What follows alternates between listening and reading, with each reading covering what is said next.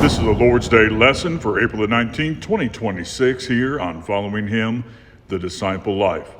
Be humble enough to accept God's help. In 1 Peter 5, beginning in verse 6, therefore humble yourselves under the mighty hand of God, that he may exalt you in due time, casting all your care upon him, for he cares for you.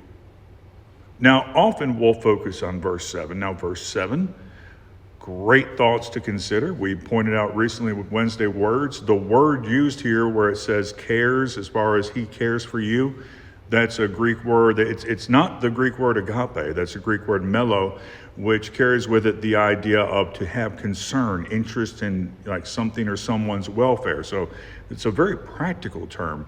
It's not just God has a positive feeling towards you. No, this is, of course, agape is more than a feeling too, but in this case, very practical term in the sense that it's God has a concern for you, interest in what's going on with you. But before we get there, we have verse 6, because when you look at this, the sentence does not begin at the start of verse 7. It begins in verse 6, at the start of verse 6. Therefore, humble yourselves under the mighty hand of God. We must have the humility that we turn to God with our problems. Of course, this is bigger than just humility in prayer, but that humble attitude does need to be in place so that we'll have the humility to say to God, not just, hey, can you help me out a little bit with this, but I really can't do anything without you. Without you, I cannot truly bear any fruit, as Jesus talked about in John 15. You know, we need to remember that it's ultimately all about him.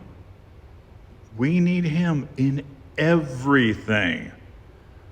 So we need to have the humility to turn to him for help in everything, not just the extreme things. Well, I'm not going to bother God with that. No. Humble yourself and then cast all your care, everything you deal with, on him. You have a good rest of the morning. This is the Lord's Day. I would encourage you to worship and study with fellow disciples. Make sure the true disciples of the Christ. This is a day when disciples of Jesus gather together to take the Lord's Supper, to study and to worship. I encourage you to be a part of that. If you have any questions about what a true disciple is, feel free to message me. And shalom.